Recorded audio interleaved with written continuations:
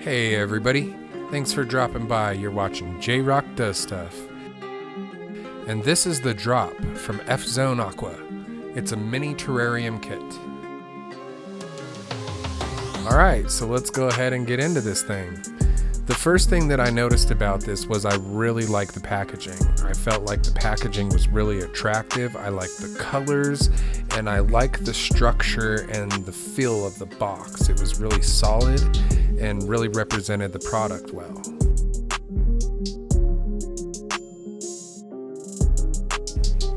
So upon opening the box, it was really packed in there really good. I wasn't sure how to get the thing out of there.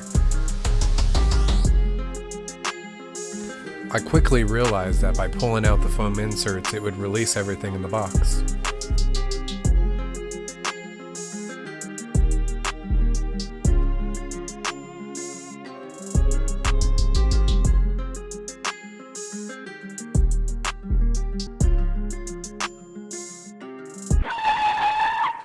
But I didn't have enough room on my little table to be able to show everything properly, so let me get this all situated. There we go. And in the brown box, we have the terrarium jar.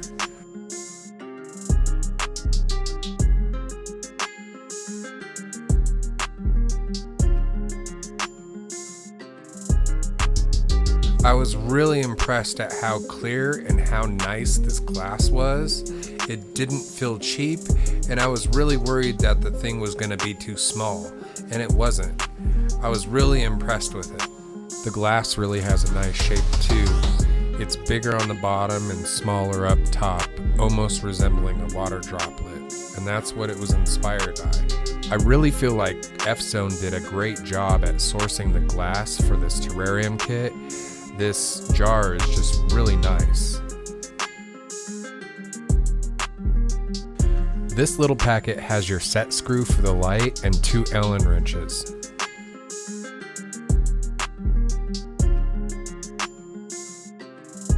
There is an instruction paper inside of the box that does explain how the light works. Although it does not explain how the light goes together, the light does come assembled and it's very straightforward. Alright, so let's talk about this light some. It's got a 360-degree swivel head, which allows the lamp to go around and be used for multiple purposes. It also, the height is adjustable up and down, and the light goes in and out on a rail system. You can set that anywhere along that rail system, and then you use the nub at the top of the lamp to screw it tight to hold it in place. It shouldn't move after you screw it tight. In order to set the height for this, you'll need to take out the set screw out of the white bag that we got in the box that has the Allen wrenches in with it. There's a little slot in the back of the uprising pole that comes off the base of the light. You'll insert the set screw in that area and then screw it in, locking the height of the bar that goes behind it.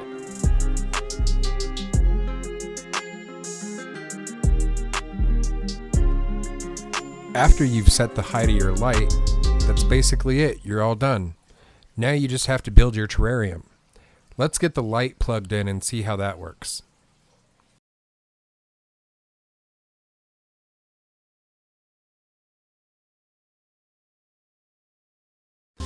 On the plug into the light, you'll see 2 things. One is a switch on the side and one is a button. The switch on the side switches from dimmable to programmable, and the button changes the modes. So it'll either make it dim, higher or lower, or it'll change the programmable mode, changing how long the light stays on in a 24-hour period. If you have your switch in dimmable mode and you push the button, the light will dim brighter and lower. If you have your switch in the timeable mode, every time you hit the button, it will add 2 hours of time. So if it blinks 2 blinks, you have 4 hours of light in a 24-hour period. Also, you should note that if you press and hold for 3 seconds, it resets the timer. Well, I think that's everything there is to know about this thing. I hope you guys enjoy yours, and I'm about to go build mine. So let's go do that.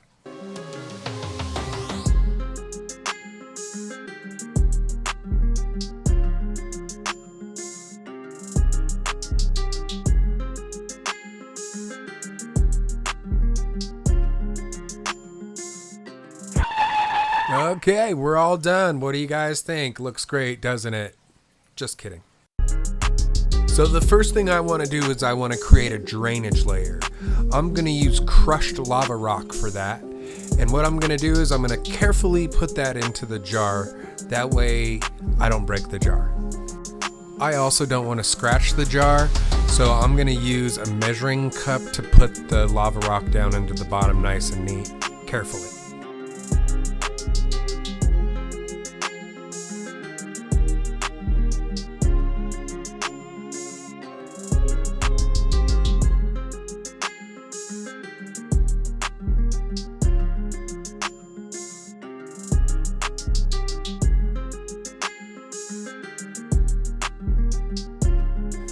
So my next layer is going to be my nutrient layer, and what I'm going to do here is I'm going to add some aqua soil that has some fluorite in it, and also a squirt of some aquarium fertilizer. That way it can feed the soil that will be above it. I decided to go with the dragonstone for this terrarium, and I really thought that it would look the best right in the center with material going around it. So I'm going to go ahead and try to fit this in here. Having some aquascaping tools really proved helpful in this build. It made pushing around the aqua soil really easy. Although not necessary, it just made it a lot more simple to reach down into the jar. As you can see here, I'm pushing around the aqua soil behind the dragonstone. I didn't want the dragonstone to lean on the glass. I was also keeping in mind about perspective, having it higher in the back and lower in the front.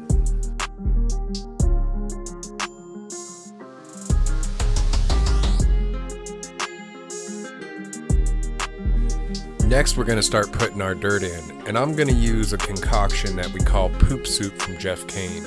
It's basically composted manure, peat moss, some carbon, some fertilizer, and some beneficial bacteria from a filter out of a fish tank. And it's all left to brew and stew for a little while. So I'm just using a cheap plastic spoon to spoon the dirt into the jar. It's nothing special, I'm not doing any magic or anything, we're just putting it in there. I am trying to keep in mind that it's lower in the front and higher in the back for perspective. And I'm just putting the dirt in and moving it around.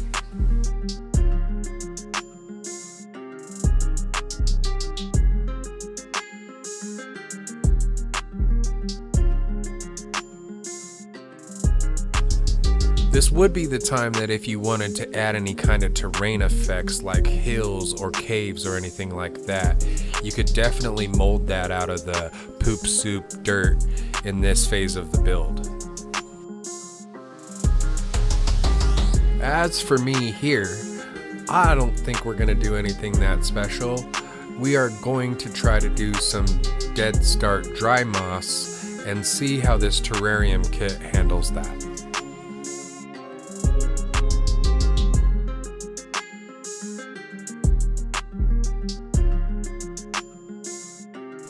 So I'm almost wrapped up here with the dirt layer. I'm just putting on the finishing touches by packing it all down with my aquascaping tools.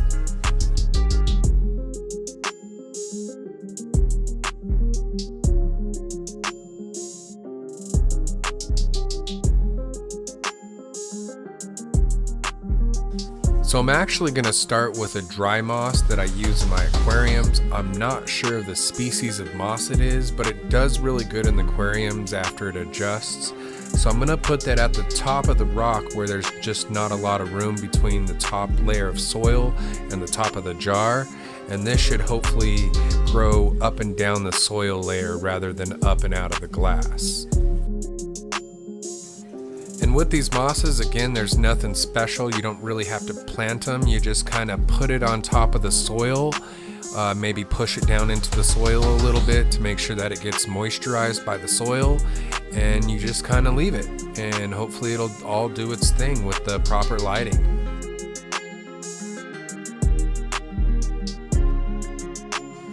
The other moss that I got to try is called a pillow moss, and you can buy this. We got this at Walmart a while back. It's used a lot for putting moisture into the tops of planters or even like the bottom of a bonsai tree. Although this pillow moss isn't the fluffy kind, it's more of the pokey kind. And I'm not sure what the specific scientific name for the moss is. I just know that they call it pillow moss on the package. I do want to mention that we are doing dry starts on both of these mosses, meaning that both of these mosses were alive at one time, they were dried out, and now we're remoisturizing them, hoping that the dried out plant will regrow new growth on it. With these mosses, there's no guarantee that they'll even come back to life. We're just going to give this a try and see how the terrarium does. If you do have current moss cultures going that are nice and green, please feel free to use your nice green moss cultures. Alright folks, all that's left now is just to get her watered. We're going to give it a good spritz, make sure everything is nice and moisturized, and then we're going to wipe down the glass so that we can see what the final product looks like. So these are my final thoughts on the drop from Fzone. Overall, I really like it. I think it's nice, from everything from the packaging to the jar to the light. I really like the color green that it is. It's a flat green. I like the orange cord. That's just me. I really enjoy this unit. I think a table with 3 or 4 of these set up would look really fantastic. And I also think for the price point, which is about $40 as of making this video, I think it's a fantastic deal. If you decided that you didn't want to use the terrarium for what it's meant for here in this kit, you could use the light for other purposes. You could use the jar for other purposes. The light is very functional and has a fantastic spectrum of light based on their charts. So I don't see why you couldn't use this light for a fishbowl light, for a plant light, for a light for just about anything you needed in that size. I felt like the assembly of the unit was really easy. You only have one little tiny set screw, and it's really hard to mess that up. I felt like the jar was really nice. It looked nice. It's a nice quality glass. It doesn't feel cheap, and it looks really good when it's all put together. So, do I recommend this? Yes, I do. I think it's a fantastic little thing to have, and if you enjoy this sort of thing, this is right up your alley. If you do want your own Fzone Drop micro terrarium kit, I have an affiliate link in the description below that you can click on. And trust me, you do want your own Fzone Drop micro terrarium kit. This thing was a blast to build, and it looks fantastic when it's all done. Outside of that, I think we're all wrapped up here. I want to thank you for coming by and watching my review of the Fzone Drop. I had a lot of fun making this video, and I hope you had a lot of fun watching it. You're watching JayRock, and this is JayRockDoesStuff. We are out of here.